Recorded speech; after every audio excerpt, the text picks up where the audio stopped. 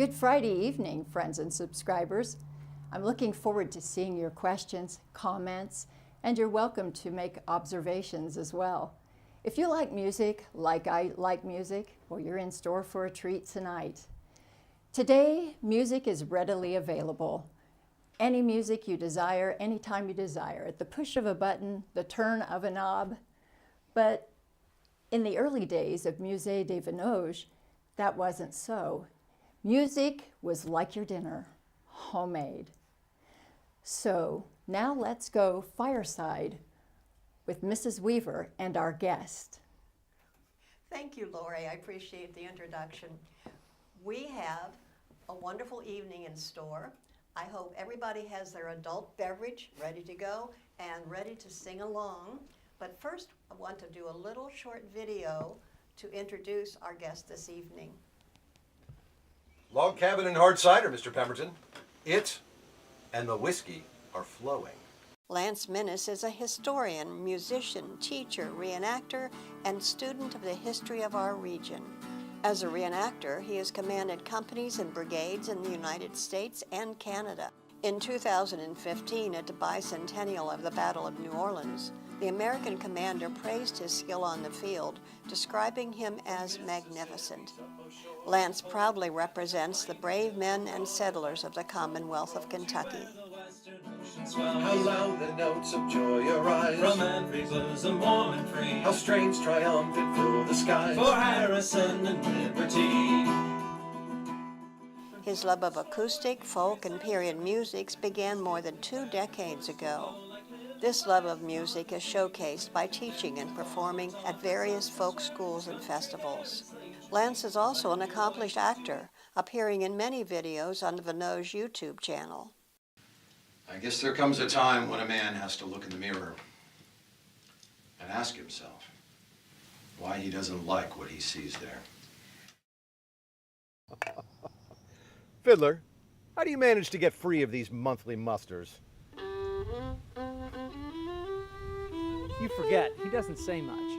I don't believe that for a moment. He ain't married. Any man that ain't married can string 3 words together.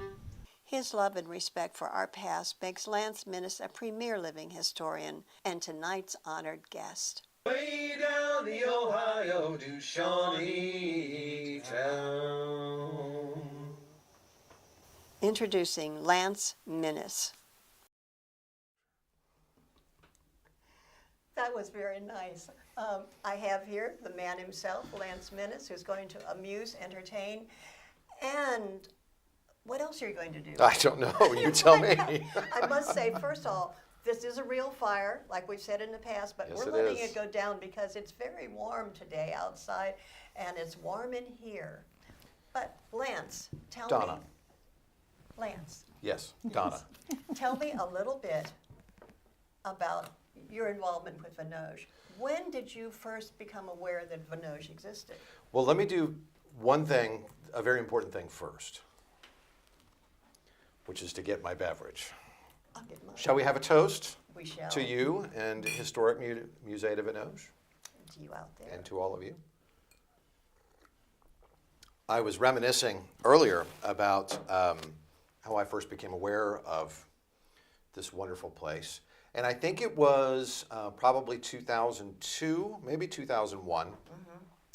I'm from Kentucky, and for those of you Way at over home, there. it's that way, exactly. Not that far, a couple miles. There's a river in the way, but other than that. And if you go that way to the next county, you end up to a little town called Friendship, and that's where the National Muzzle-Loading Rifle Association is. They have a spring and fall shoot. And back in the day, they were really something if you wanted to buy any kind of living history Oh, yes. things, or and so I would drive by Musée de Venoge several times a year. And I remember the first time I looked over, and there was this wonderful building, and I hadn't seen anything like it outside of maybe Vincennes, Indiana, or Yeah. down in New Orleans. Yeah. And it looked derelict. I know now you were in the process of rebuilding Yes. it at that time. Very but, long process.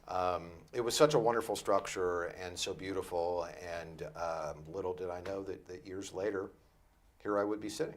But in the house. It was all bare bones, though. We were It in was. process, so it looked like a tumble down, an honest to goodness tumble down. It did, and you could see you had all the weatherboarding off. Yeah. So you could see it's called nogging, the brickwork that is, so it's a post and beam construction, unlike wooden studs with insulation, and it's brick infill, and you could see all that, and yeah, it was really cool. Yeah, you'd see the lath and the plaster upstairs, and. Yeah, so you were aware of it, but Mm-hmm. how did you first come to participate in something? Well, through friends in the living history, the reenacting world, for those who don't know what living history is. Living history encompasses a little bit more than just battles, though. It's Absolutely. It's what we're doing. It's what we do here. We do Yes. living history Yes. here, where we put on the clothes and make the food. And those of you who've seen all the cooking demos with Mrs. Williard and all those wonderful things, that's living history. And so through that world, I got introduced to you. For those of you who don't know, Mrs. Weaver is a most excellent sculptor and thank you. graphic artist. Thank you. And That's not necessary. it's quite true, however. So I had seen you set up at some of these events, Okay. sculpting in wax, and I was introduced to you, and at that point, made aware that this was your outfit. Yeah. And I think we were connected so that I could bring my militia company here Right. for a fall We living did. history days Yes, or yeah, something we had like Rural that. Heritage Tour. Rural Heritage Tour, that's Yeah. right. And so that's what we did, and it's just been from there. We developed a 4th of July event, and a commemoration of the beginning of the War of 1812. Oh, and you were speechifying out there on the I on the was porch. Mr. Golay himself, Yes. and it's only gotten bigger and better from there. Yeah, well, you're participating now in our Tales from the Tavern. That's right. As Joseph Bousseau. Joseph Bousseau, yeah. Yeah, quite a character. He is indeed. Yeah. Yeah. You portray him quite well. I Well, think if thank he would you. rise from the dead, he would say, "Not bad, Lance." Well, I'm a bit of a rascal myself, I'm told. so, Self-proclaimed. Self-proclaimed. I'm trying to remember when I first accosted you to get you to come to participate, but you probably already knew about Venoge through maybe Walt Dubeld. That's right. And I cannot remember the event, but I remember I accosted you, and it was right after you were doing either a demonstration or something. I was very sweaty. Yes, it was very hot. And someday I'll remember where it was. I'll dig out the photos. But yeah, then we worked together. It's on been various over a projects. decade now. I know that. It's been Oh, 10 or good 12 Lord. years, so Yes. if not a little longer. Yeah, well, you're going to be here again. And it's been my honor, so Yeah, you'll be here many, many more times. I hope so. So you were reenacting before you were singing, or which came first? Well, that's an interesting question. That's what we do here. I know, I can tell. I might need some of your famed whorehound cough drops at some point as well if my Oh. throat gets a little scratchy, but I hear whiskey punch works. oh, excellent. Music and reenacting. So I come to history late. It was not something that I was really interested in my early youth. In my 20s, I started getting interested in history. I don't remember what it was that kicked that off. Probably a way to connect with my dad or something like that. And but I have been performing music since I was very, very small. Oh. I've been a singer primarily all my life. Was in school choruses and choirs. In high school, I went to Ballard High School in Louisville, represent. And we had a very well-known madrigal singers program that I was very involved with. I was all-state chorus in Kentucky for several years. And kind of learned how to play guitar just so that I could accompany myself as a singer, really. So my take towards music is singerly. It's narrative-driven rather than maybe technical performance musicianship driven. You're telling a story. Well, exactly. Every song, and there's a difference between a song and a tune. Tunes are don't have words. Songs do. And that's an important distinction, that I for those of us who are musicians. And I played rock music in my 20s, and I put music down for 9 or 10 years entirely. Wow. In my 20s and early 30s, and it was reenactings that spurred me to pick up the guitar again. Once I joined this militia company, I discovered people were singing songs around the campfire. And you say, hey, And I was can like, sing. I can do that. Exactly. I said that very thing. And I had been getting interested for 2 or 3 years before that in Irish music. What I thought was very deep folk music. It was really, kind of Irish pub music stuff, Yeah. folk revival stuff, Yeah. Dubliners, Clancy Yeah. Brothers. Though there's a lot more actual, real traditional stuff there than that I think any of those groups are given credit for. But yeah, that's kind of how I got back into playing music, and it took on a deeper note for me. There was a Renaissance festival that started in Kentucky, right down the road from me. Oh, really? In 2006. Uh-huh. And in 2007, I developed I'm a big fan of nautical fiction. Any Patrick O'Brien fans you're out ready. there? So, of course, the movie Master and Commander came out in 2004, so it was all the rage. But I had been learning sea shanties and maritime music and things like that. So I created this character called Jack Salt. Oh, yes, yeah. That's the origin of Jack Salt. Okay. And as kind of a generic name for sailor, Jack. There's lots of Jacks on a ship. There's Jack in the Dust. There's Jack Tar was a common, and kind of taking that an old salt. So I created this Jack Salt character, and performed at the Renaissance Festival for many years, and kind of took that and started performing at reenactments. At Fair at New Boston, I've Fair seen New you. Boston, lots of places, and Locust Grove. Locust Grove as well, and that kind of led me into a deeper appreciation of actual, because I figured out pretty quick that a lot of the stuff that I was doing that I thought was old was not. Were you shocked? No, but it did take several years of adjustment when people would point out to me, and I'm like, well, everybody seems happy with it, because there's Yeah. purists everywhere, Yeah. right? Stitch counters. Exactly, and that's great. We all want to be as authentic as we can be, given our resources and available to us, and not everybody has the same resources. So the internet has been a wonderful democratizing thing for that. Oh, yeah. Particularly now, in the first part of the 2000s, there just wasn't a whole lot about this kind of stuff on the internet yet. Now there's stuff everywhere. There's a couple of decades worth of research and Yeah. songs and broadside reprints and all that other kind of stuff online. Are you you're going to regale us, I know. I'm going to play some music, whether that's regaling Oh, you I or think not. you're going to regale us. Okay, Do you have something in mind? I do. Would you favor us? I will. With a song? Yes, I will indeed. The floor is yours, Mr. Minnis. Oh, why, thank you. And the fire and the ceiling. You and can the- keep the fire. Okay. But I'll take the floor. How about that? Yes. I've brought a variety of instruments with me today. This is my trusty steed right here.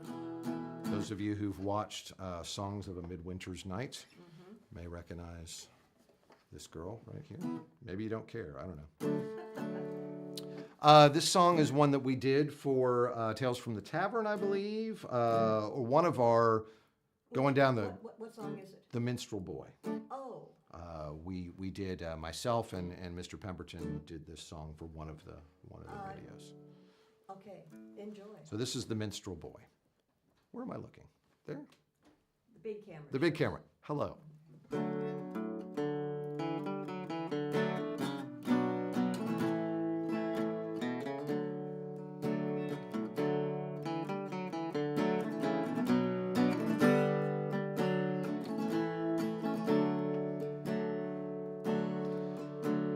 Minstrel boy to the war has gone. In the ranks of death you will find him. His father's sword he is girded on, his wild harp slung behind him. Land of song, said the warrior bard, though all the world betrays thee, one sword at least thy right shall guard, one faithful harp will praise thee.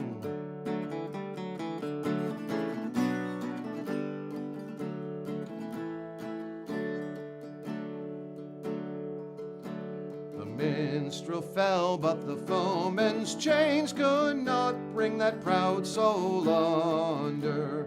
The harp he loved never spoke again, for he tore its cords asunder.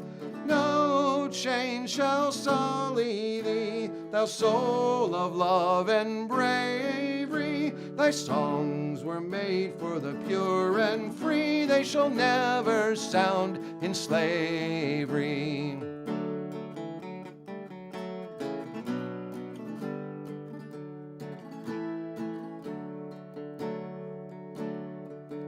Well, the minstrel boy shall return again. When we hear the news, we will cheer it. The minstrel boy shall return again, torn perhaps in body, not in spirit. And then may he play his harp in peace, in a world as heaven hath intended, where all the worlds of war shall cease, and every battle must be ended.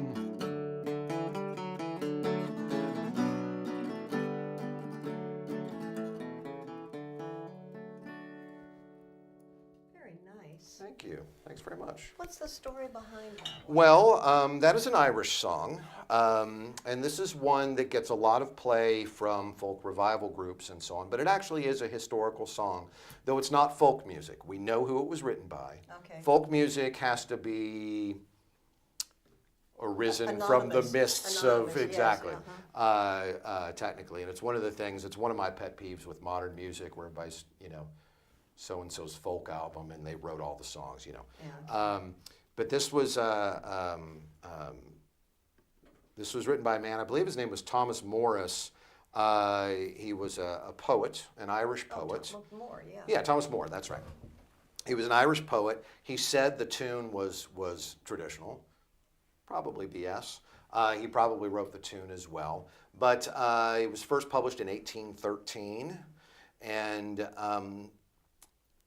probably to commemorate people he knew that died in the 1798 rebellion in Ireland against English rule. The harp is a symbol of Ireland. Right. And one of the unusual things about this, that third verse was added on in the 19th century by Americans, because obviously, for those who don't know, a lot of Irish came to the United States and brought Especially things in the with them. 1840s. Especially in the late 1840s and the 1850s. So there was a lot before then as well. And in fact, there were whole brigades of soldiers in our American Civil War that were Irish. There's the famous Irish Brigade of the Union Army, and there were Irish brigades in the Confederate Army as well. So that was added on to make it more cheerful, because Thomas More wrote it as the minstrel boy has been silenced by slavery. Yeah. So that third verse was added to be, well, he'll be back. Yeah. It's all going to be good. He'll be back. Hold on tight. So, but that's a later 19th century edition. Well, the Colonel sends his greetings to you, Lance, and he also said that's one of his favorites. And let's see, he said he took the field to that tune many a time over the years. I'm sure he did. And here's to Colonel Abold, ladies and gentlemen. Long may he live. And by the way, the Victorian Barroom says hello. They're watching. Hello. And Mrs. Weaver Hello, compliments. Mr. and Mrs. Weaver. Yes. Mrs. Weaver compliments to your dress. There is a viewer that loves your dress. Well, thank you. Aren't they the Weavers or are they the Golets? They're the Weavers. Yes. Wonderful to hear from people. Yes. Keep it rolling in. Exactly. Here's the person. It's almost like a telethon, right? Keep it rolling on in. No, not quite. Please. We have people ready, standing by on the phones right now to take your comments, as long as they're positive and we like you. She's sitting down. She is. Fair enough. You want to do another one? Because I would love to do another one. I really like that. Yeah. Tell Well, us, thank you. Tell us first about what you're going to sing. Okay. And so we're ready to understand it if we don't know it already. Well, let's do another one that we know from our series here at Venoge. Okay. This one's called "Come Landlord, Fill the Flowing I Bowl." love that. This is Yes. a favorite of a lot of people. Yes. Colonel Abold, you should be at your appropriate place filling the flowing bowl. And this is, you know, a lot of these songs have varying provenance. It's unclear where they might have come from. Some of them take pieces from here and there. This is probably a 17th century song. Sounds like it with It's the flowing bowl. probably English. In folk song circles, things are collected and they end up in cycles. So this one to me reminds me a lot of the Christmas carol, Gloucestershire Wassail. Yes, Wassail, which is another- wassail all over the town, our toasted is white, because it's Yeah. we come to the door and we say, bring us.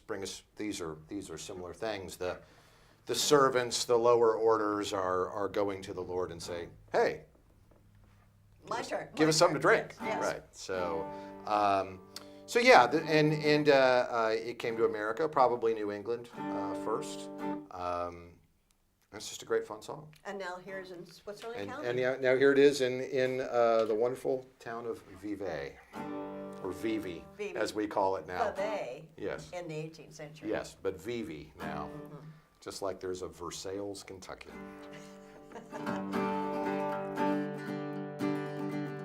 Come, landlord, fill the flowing bowl until it does run over. Come, landlord, fill the flowing bowl until it does run over. For this night will merry, merry be. For this night will merry, merry be. For this night will merry, merry be. Tomorrow we'll get sober. Well, here's to the man who drinks weak ale and goes to bed quite sober. Here's to the man who drinks weak ale and goes to bed quite sober. How we ought to live fades as the leaves do fade, fades as the leaves do fade, and drops off in October. Come, landlord, fill the flowing bowl until it does run over. Come, landlord, fill the flowing bowl till it does run over. For this night will merry, merry be. For this night will merry, merry be. For this night will merry, merry be. And tomorrow we'll be sober. Well, here's to the man who drinks strong ale and goes to bed quite plastered. Here's to the man who drinks strong ale and goes to bed quite plastered. Lives as he ought to live. Lives as he ought to live. Lives as he ought to live. I hope I can say this next word. And dies a drunken bastard. Come, landlord, fill the flowing bowl until it does run over. Come, landlord, fill the flowing bowl until it does run over. For this night will merry, merry be. For this night will merry, merry be. For this night will merry, merry be. Tomorrow we'll get sober. Here's to the maid who steals a kiss and runs to tell her mother. Well, here's to the maid who steals a kiss and runs to tell her mother. She's a foolish, foolish thing. She's a foolish, foolish thing. She's a foolish, foolish thing. She'll never get another. Come, landlord, fill the flowing bowl until it does run over. Come, landlord, fill the flowing bowl till it does run over. For this night will merry, merry be. For this night will merry, merry be. For this night will merry, merry be. Tomorrow we'll get sober. Well, here's to the girl who steals a kiss and comes to steal another. Well, here's to the girl who steals a kiss and comes to steal another. She's a boon to all mankind. She's a boon to all mankind. She's a boon to all mankind.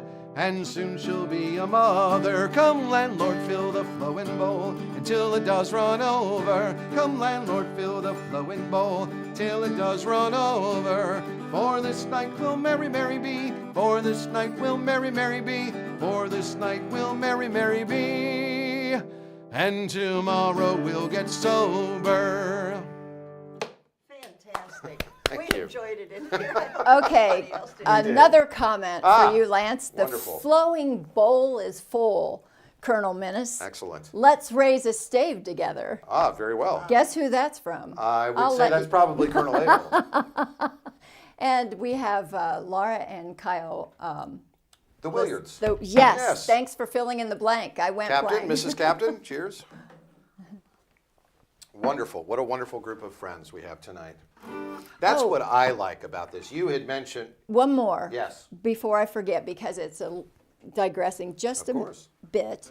But there is a sequel to The Minstrel Boy called Mm. The Minstrel Boy's Return. Mm-hmm. And apparently Steve has been looking for the lyrics, but he's never been able to find them. Interesting. Do you know where to find them? I do not. I'm guessing, and the Colonel can correct me, but I'm guessing that's either a post-American Civil War or a post-Irish Revolutionary War song. I'm guessing it's probably Irish Revolutionary War, 1920s, maybe? I don't know. But More research is needed. more research is needed, indeed. Yeah, that's a great question. Have you ever gotten any bizarre reactions from your audiences at the Yes. venues? All the time. Do you want to tell some? Well, let's see. I'm not sure if I can remember anything specific, but I think there's something that we Americans and people, as you had mentioned earlier, we're used to getting canned music now. You can go to any streaming service you want, like this one, Yes, we're streaming. and get anything you want almost from any time period, and you have to pay for it. In general. My belief, and I think the earlier belief, so many things in our culture and world culture, but in generally in kind of Western civilization, if there is such a thing, changed in the first third of the 20th century. And for those who are much younger than me or a lot of us here, they don't realize how fast things have changed in the past 120 years. Oh, yeah. You know, my grandparents were born without, forget cell phones and internet, they were born without electricity, they were born without running water, they were born without cars, radio, or telephones. And they passed away, my grandmother passed away in 1999. So in the course of her life, she saw every single one of those things come to take over our, but people had to create their own music and their own entertainment, and everybody did something. Everybody danced, played a little fiddle. No matter how sang. dreadful it was. It doesn't was matter just a how thrill. bad it was, because it was Thrill. a social convention. It's what you did. When the lights were dim, when the fire was lit, you'd sing some songs before going to bed. So a lot of times the audiences that I have, I think, haven't traveled that road to know those things. And we forget that it was really the Victorians that made us all so prudish. Yes. The 18th century in particular is bawdy. And they make all kinds of innuendos and not innuendos Yes, very blatant. about some really, really things that can make people blush. Exactly. And I think people get surprised by that sometimes. And then also surprised some about how modern some of these things really Yeah. sound. People are people. People are people, exactly. Just because we have all this stuff doesn't mean that essentially now I believe that's changing. I think cell phones and the internet are changing our brains. I've heard that. I don't know. I But don't know. we'll see. But yeah, mainly things like that. What are you doing? Is that real? Yeah, it's real. Did they really say that? Is that really from them? Yeah, it Yes, really it is. Yeah. Is that a real fire? Is that a real? Is that a real baby? Is that real food? Yeah, the real baby. The Yeah, thing that you're was putting in your what mouth. said about my Yeah. grandchild. Is that a Yeah. real baby? Yeah. Yes, it Yeah. is. Don't wake it up. Yeah. So 150 years is not a long time, and then it's also an eternity, for culturally sometimes. So An update, Lance. yes. He actually has the lyrics. Oh, okay. But not the music. So he's all right. looking for the music. So half of the mystery is solved. Make it up, Colonel. But he said he said it's from the 1830s to the 40s. Oh, okay. It's in a songbook that he has in his collection. So just the lyrics is all he has. Interesting. So Make it up. Yes. Yeah. Well, we'll pick an old Irish air, Colonel, and we'll set the lyrics to that. Speaking of sharing a stave, as it were, how about a shanty? How about a I shanty like song? Yes, a perky shanty. A perky shanty, indeed. Absolutely. I don't mean to keep doing the same songs I've already done for Venoge, Yeah, I know. but Your repertoire is. it's larger than Yes. that. But I do like some of these ones. How about Shaunytown? Oh, I love Shaunytown too. That's one of my favorites, actually. Yeah, it's a good song. Yeah. For those who don't know, a shanty is a type of work song. And it's variously spelled Shanty, Chanty, Shantie. Lots of supposition to where that term comes from. Doesn't matter. And I think a lot of people, there's a misconception, a very strongly held misconception by some people, that this music is all, it's all white people music. And there is a strong component of Irish and Scottish and English influence, but particularly here in the United States, and particularly seafaring songs. Shipboard boats were very egalitarian places.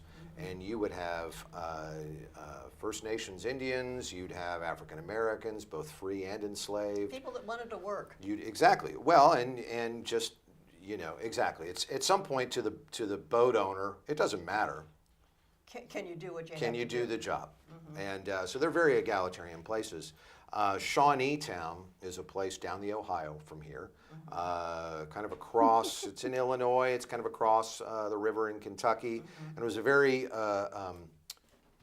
common place for flatboats to go down and pick up. There were some salt licks on the other side of Louisville. It was big time. Yeah. And flatboats would float down, and then they'd have to pole their way back up with their gear. So that's what this song's about. Shanties are rhythmic and they're a cappella, which means unaccompanied. Everybody sing along. Sing along. Oh my, how does this go?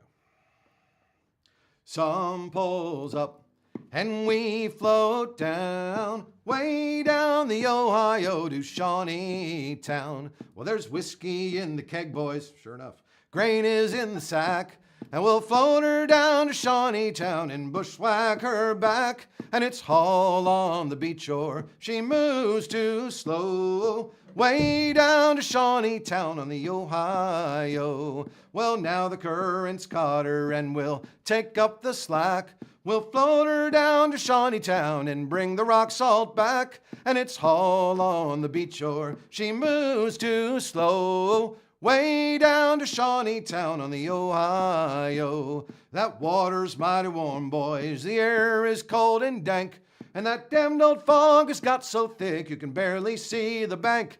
And it's haul on the beach shore, she moves too slow, way down to Shaunytown on the Ohio. I've got a girl in Louisville, another in New Orleans, floating down to Shaunytown, gonna see my Indian queen. And it's haul on the beach shore, she moves too slow, way down to Shaunytown on the Ohio. Some pulls up and we floats down, way down the Ohio to Shaunytown. Very nice. Thank you. And Thank there's you a very lot much. of history behind that one. There too, is. With the whole development of Shaunytown. Steeped in history. Ah, yeah. If you don't know what the beach ore is or rock salt, I mean every What's beach shore? a haul on the beach ore Oh. is it's a again this can go a whole variety of ways. People don't really know what that is anymore. Oh, And the person who put this together took snippets from two different songs and mashed them together to make that song Shaunytown. But generally, it's you've got people in the boat on different oars who have different jobs. Okay. So just like in rowing today, and haul on the beach oar, you're going to turn the boat. Oh. If you haul on the beach oar, you haul harder. It's going to, if you're on the port side, it's going to turn you're you gonna that pivot, way, right? yeah. So haul on the beach oar is also, it's just an exclamation.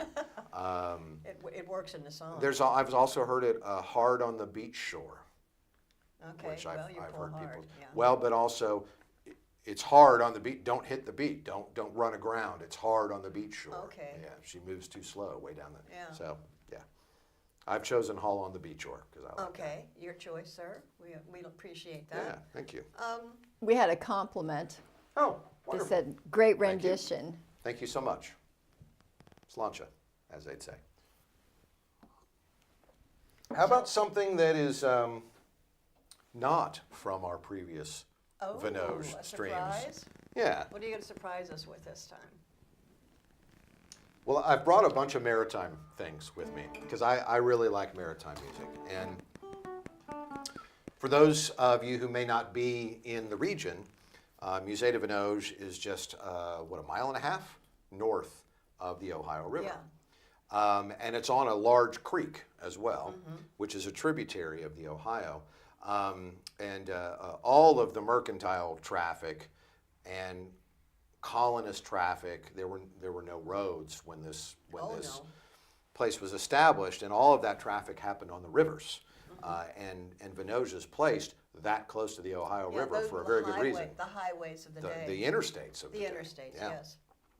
The Autobahn, maybe, as it were. They didn't go that fast. And being right here on the creek, I imagine they would load flatboats right here on the creek and just float it down to the river. It's a lot easier than loading it on a cart and taking it down the road. So a lot of the inland, what's called brown water sailors, which is rivers and lakes and things like that. I never heard that term, Yeah, but there's that brown describes water it. and blue water. Blue water navies the Yeah. oceans. Started out as blue water sailors, or vice versa, and moved inland for better pay and what have you. So I feel like a lot of the Maritime music. More stability on the Fits. inland. So this is a song that Captain Beacon from Tales from the Tavern would have enjoyed then. Yes, yes indeed. Yes, he Or would. Captain Wright. Presumably. I'm going to do a song called Adieu, Lovely Nancy. It's of a cycle of sailors going out to sea and leaving loved ones behind. This is another one that has various provenances, depending on who you talk to. Some people think it's a 17th century English song. Some people think it's 19th and was put together from a bunch of Maybe different it's a pieces. little bit of each. Probably a little bit of both. With folk music, you have to go by, well, when's the first time we see it written down anywhere? Yeah. But here's Adieu, Lovely Nancy.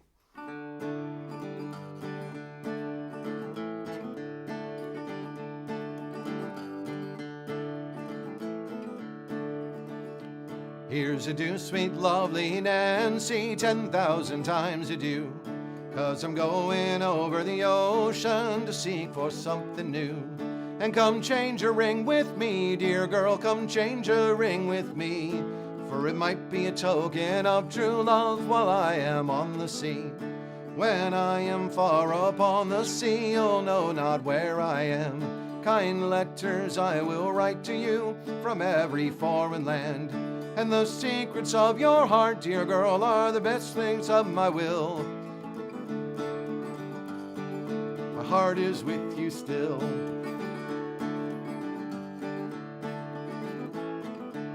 There's a heavy storm arising, see how it gathers round. Oh, whilst we poor souls on the ocean wide are ploughing for the crown. And our officers commanded us, and to them we must obey. On the ocean wide where we must bide till we are swept away. There are tinkers, tailors, and shoemakers lie snoring fast asleep, whilst we poor souls on the ocean wide are ploughing through the deep. And there's nothing to protect us, love, or keep us from the cold. On the ocean wide where we must bide like jolly seamen bold. And when the war is over, there'll be peace on every shore. We'll return to our wives and our families and the girls that we adore. And we'll call for liquor merrily and spend our money free. And when our money is all gone, we'll boldly go to sea.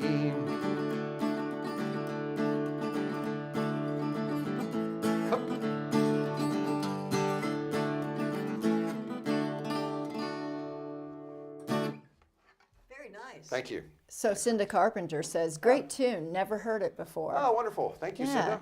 And also, we have another comment while I'm here.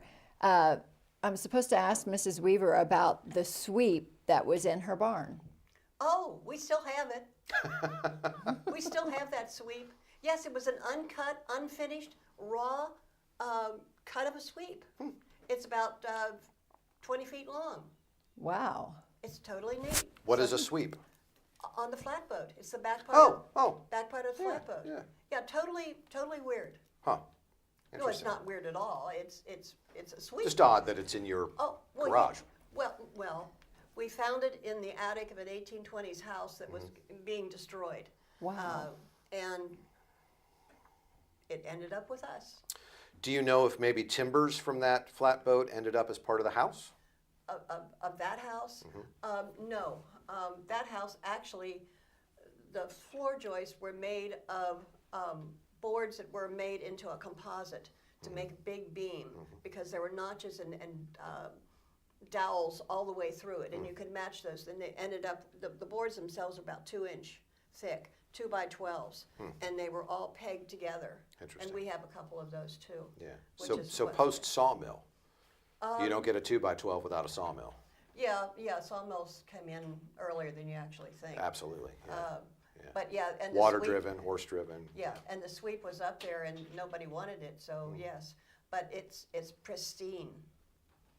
That's wonderful. We'll never have a flatboat that goes with it, but Well, I would imagine that flatboat is part of a house somewhere. A lot of the Oh, old yes. river boats, oh yeah. and sailing ships for that matter, but river boats in particular, you don't let seasoned You don't waste wood. timber No, go absolutely. to waste. A lot of this came from up by Portsmouth. That's the closest place you can get pine. Yeah. And that would be coming down here. Yeah. Yes. Yeah. Yeah, a we lot got of oak beams and things like that were taken off of burnt or wrecked. And a ships. lot of the stuff that went downriver stayed downriver, and it's in New Orleans. Right. Yeah. Because you sell it. When you go down there, you sell it. Jacob Weaver talks about going down. It cost him, what, $200 or $300 to fit out a boat. A flatboat takes Which it down is there. a lot of money. Yes, it is. In 1820 something. Oh, absolutely. It's a lot of it money. gets down there. He was able to sell his boat because everybody else was selling them too for $7. Eventually, he's decided, oh, I'm not going to do this because one, it's hazardous. You've got snags, you've got the mosquitoes, you've got the bugs. You get down there. You have pirates. Yeah, You down literally have pirates on the Yes. Red River and other places. Yes, and you break even, and what's the point? And you're away from home 2 to 2.5 months. Yeah. Leaving, his wife and about 7 kids at a time. And that's a best case scenario because a yeah. lot of goods would come down from Pittsburgh, come all the way down the Ohio, hit the Mississippi, go down, and to get back with a load of goods, they would actually get on a ship in New Orleans and sail all the way around the eastern United States, back up to Philadelphia, and then go either river wide or Yeah. overland back to Pittsburgh. Yeah. Yeah. So we're But lucky. despite that sounding such a crazy trip, thousands of people Did did it, that yes. all the time. It was very common. There are goods from New Orleans here. It's very common. Yes. Very common. Yeah, it's a way of life that we can't understand. We can read about it, we can talk about it, but to really be in the middle of it, you Yeah. can't really understand it. And Chris Kimball did make a comment that there was a steamboat engine that was turned into a small sawmill near New Orleans, Louisiana. Absolutely. Yeah, absolutely. Yeah, Steam will run anything. it will. As long as you've got water and fuel, Yeah. it'll go. And the creek doesn't run dry or anything. Well, before another song, one last thing on that. For anybody who maybe would want to read something that would give you that feeling, there was a book by Richard Henry Dana called 2 Years Before the Mast. It's from the 1830s. Great book, very readable to a modern audience.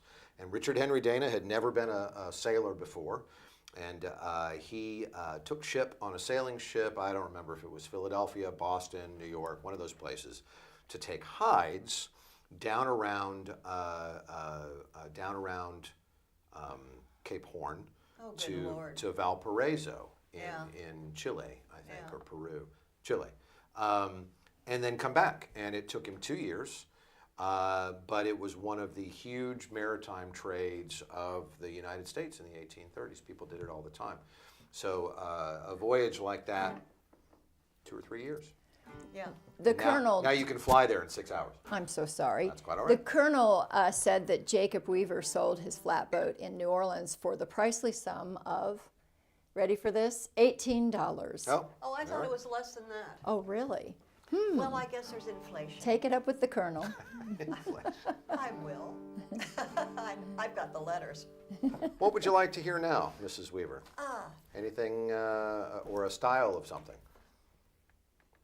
I I don't hesitate know. to throw it out to them. Oh, we could. Oh no, No, we'll get no, all no. kinds of things back, but I'm not Okay, gonna. Okay. Yeah. What are my choices? Give me 2 choices. Well, how about a fiddle tune? Oh. How would a fiddle tune be? Yes. Change of pace. A little change of pace. You're going to fiddle around. I'm going to fiddle around. Yeah. Okay. So speaking of history, That's not a fiddle. no, this is a bow for Okay. a fiddle. This would be That's the called the fiddle. fiddle. It's also called a violin for those with culture and taste. Are you saying Those of us something? here call it a fiddle. But these were pretty common instruments. You could pick up, well, how about that? People carried cheap ones and they'd use all kinds of things for strings and what have you. But on shipboard, at home, and a lot of 18th and early 19th century habits and cultural ways continued to exist in Appalachia, which is that mountainous region of from Alabama up into Maine, but predominantly in Virginia, West Virginia, Pennsylvania, Maryland, Kentucky, and North Carolina and Tennessee, and parts of Ohio. But back in those hollers, a lot of those kind of cultural traditions, the storytelling traditions, the musical traditions of the settlers from the beginning were passed down family to family with very little intermixing. Now again, there's a lot of Irish and Scottish there, but as my friend, old-time music scholar John Harrod says, old-time music, Appalachian old-time music, was created when an Irish fiddler met a black banjo player somewhere probably in the Tidewater of Virginia, and they started playing some tunes together.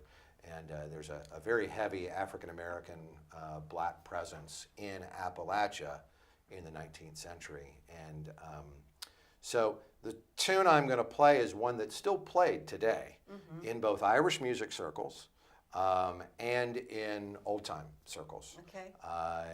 And it's called O'Sullivan's March. We are ready. Okay. Not sure I or the fiddle are, but.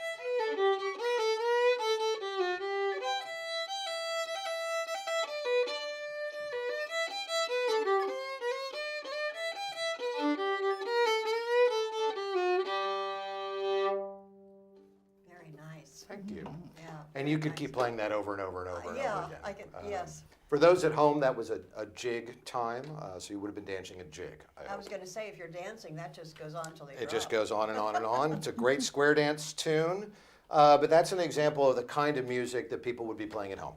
Yeah. Simple, and family members could dance. You can make up words and sing along. If somebody's got a, I don't know, people would be tapping along, all Yes. kinds of things. But And that's it would be fun to make up words. fun to too. make up words to. Though it's a traditional. It's the traditional march of the O'Sullivan clan. So of if Ireland. you began learning the guitar because to wanting to accompany yourself, how did you take up the violin? I always wanted to learn it. I think it's a beautiful instrument.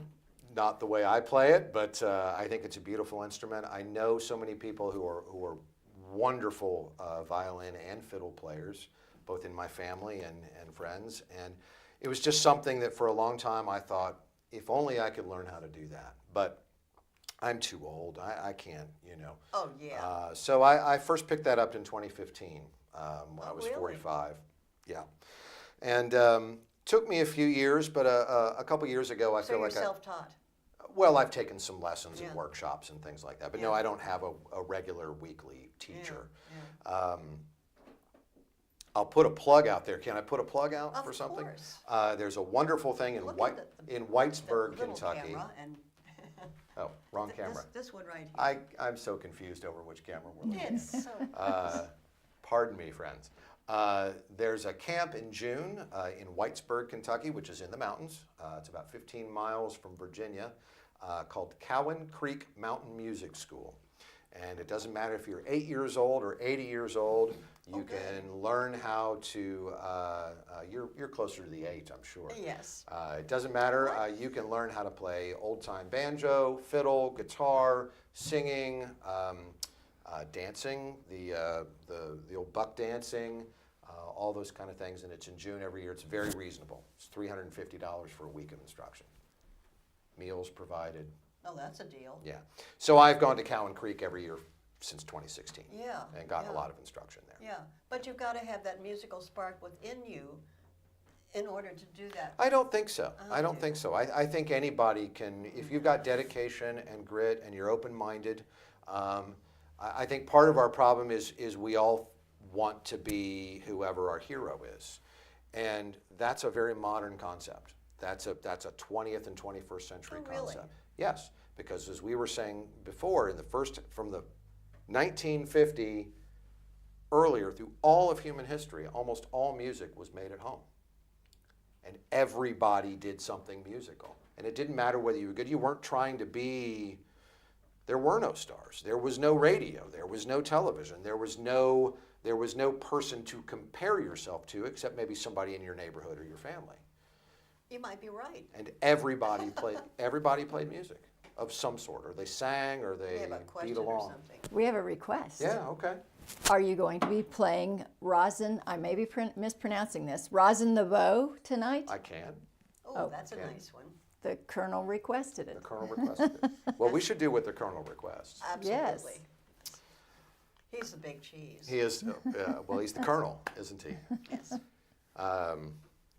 So Rosin the Bow is for those who can't see the words written out, is a play on words. There's rosin, which is pine tree sap that you use to put on this hair on the bow to make it sticky. If you don't make it sticky, it's just going to slide all over those strings and you won't make a sound. So there's Rosin the Bow, and then there's also Rosin, Oxford comma, the Bow, B-E-A-U, as in kind of a rakish boyfriend type. And it's both. We all need one of those. We do. Well, I don't. Oh, wait a minute. Too much information. I'll play a little bit. It's both a fiddle tune and a sung song.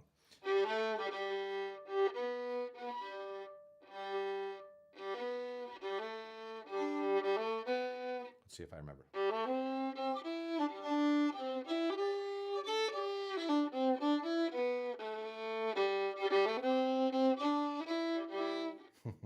Forgive me.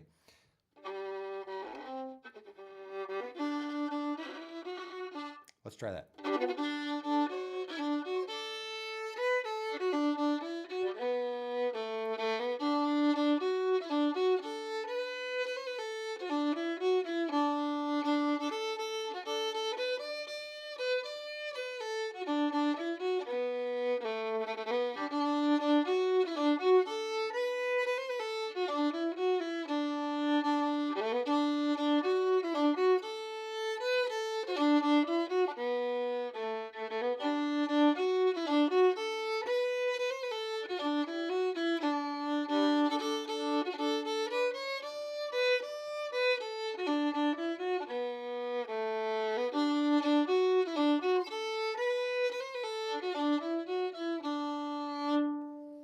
that's the tune, Okay. and that's how you can play it as just a fiddle tune by itself.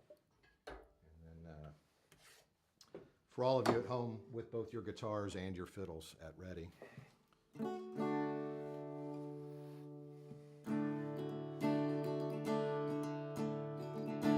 This is probably an Irish tune. Okay. If you want to know where this comes from, it's in the folk repertoire. Probably old. I don't really know the provenance of this song, but it's one of those that is probably a fiddle tune first, and then got turned into a singing song. Yeah. Okay. Well, I mean, with the double entendre and Yes. everything there. There's a lot of that. I've traveled all over this world, and now to another I go. And I know the good quarters are waiting to welcome old Rosin the Bow. To welcome old Rosin the Bow. To welcome old Rosin the Bow. I know the good quarters are waiting to welcome old Rosin the Bow. When I'm dead and laid out on the counter, now a voice you will hear from below, saying, send down a hogshead of whiskey to drink with old Rosin the Bow. To drink with old Rosin the Bow. To drink with old Rosin the Bow. Saying, send down a hogshead of whiskey to drink with old Rosin the Bow. Well, then dig a great hole in the meadow and get ye a half dozen stout fellows and let them all stagger and go. And dig a great hole in the meadow and in it put Rosin the Bow. And in it put Rosin the Bow. And in it put Rosin the Bow. And dig a great hole in the meadow and in it put Rosin the Bow.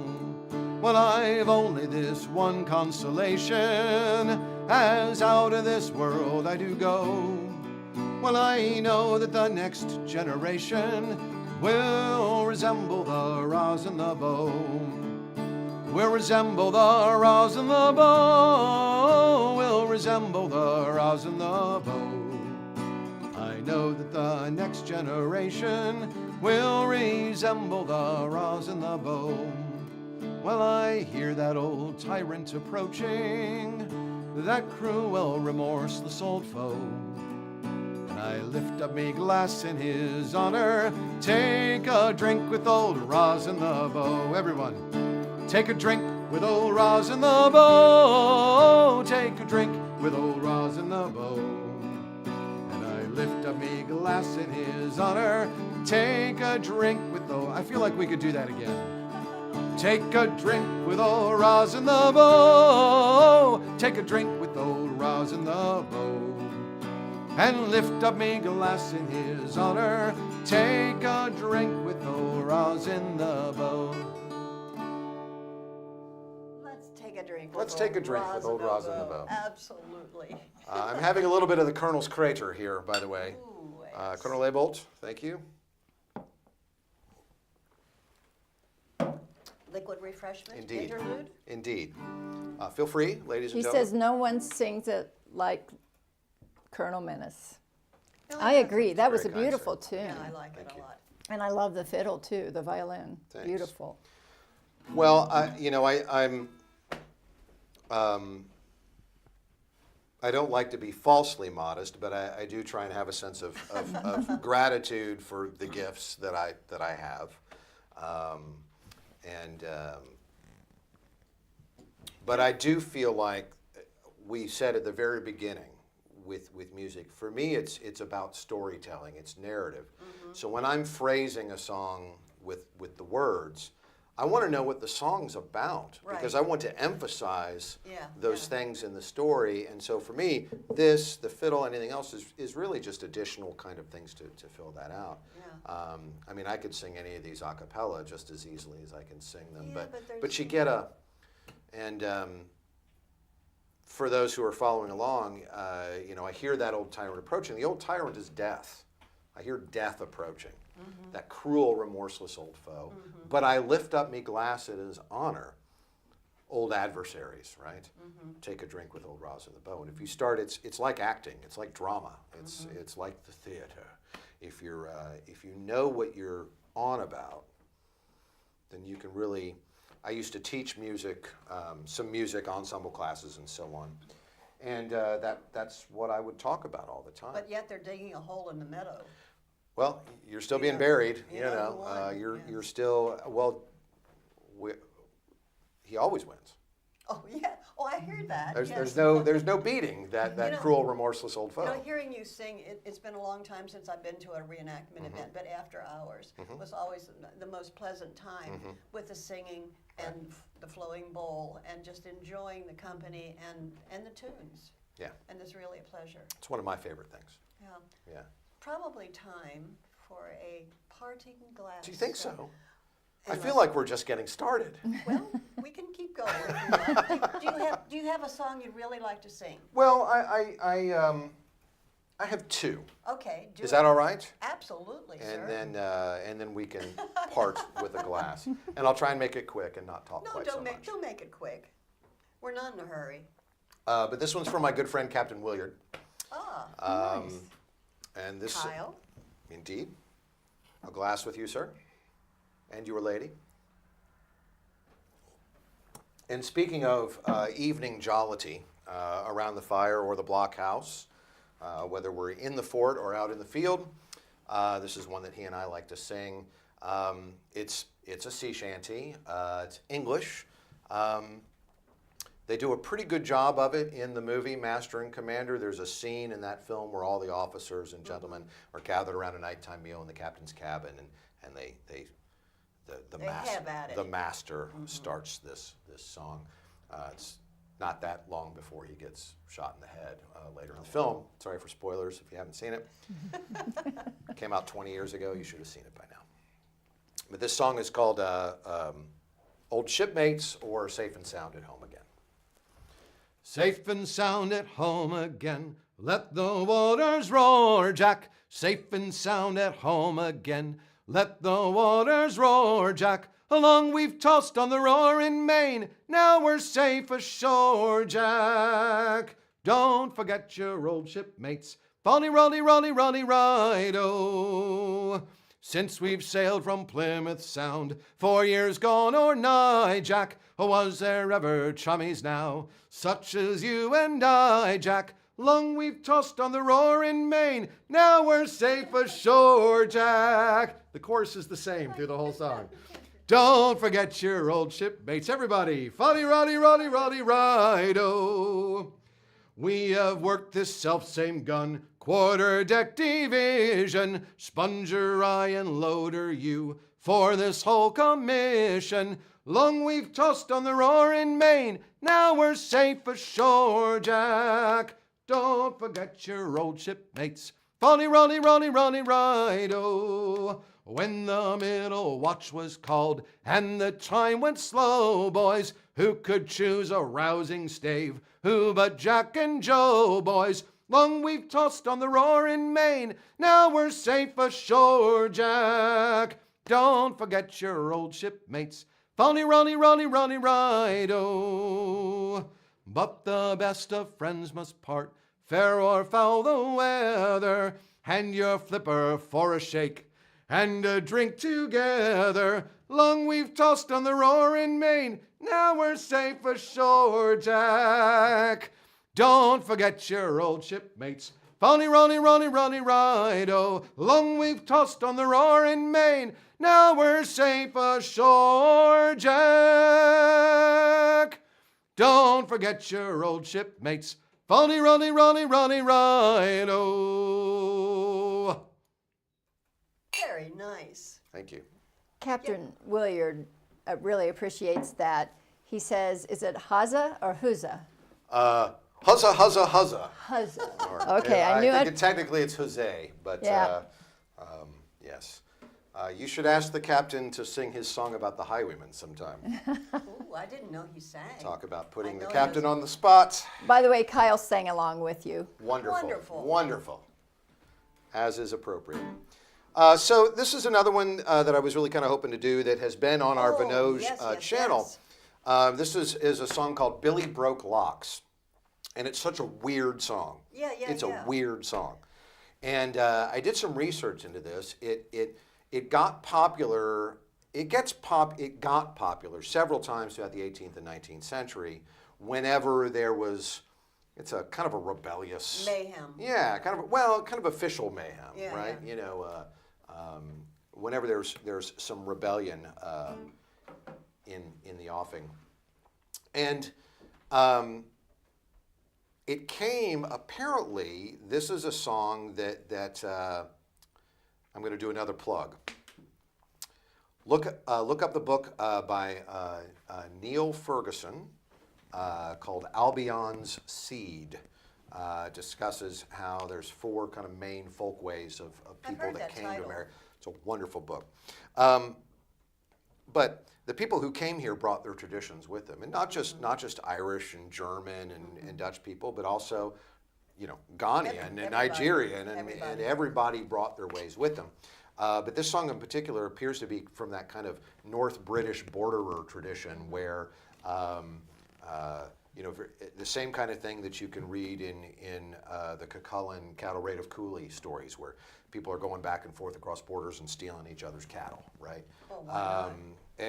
So this comes from probably the lowlands of Scotland, the north end of England, and was transported to New England, where it kind of had a revival in about the 1730s. A 1730 revival? Yes. Okay. Yeah.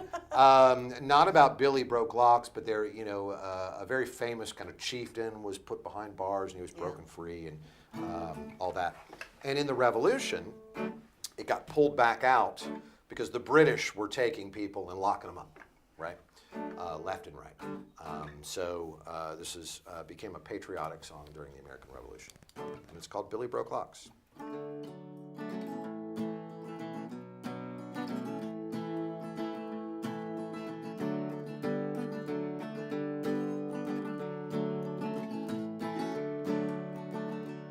Nine men to guard the British rank, and 5 to watch the town above, and 2 to stand at either hand and let old Tenor out. He had 80 weight of Spanish iron between his neck bone and his knee.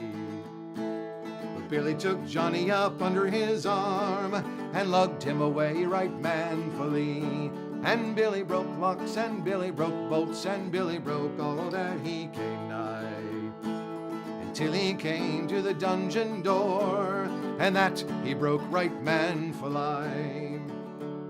So he stole him a horse, and away he did ride, and who both they rode gallantly, until they came to the river bank, to the river running wild and free.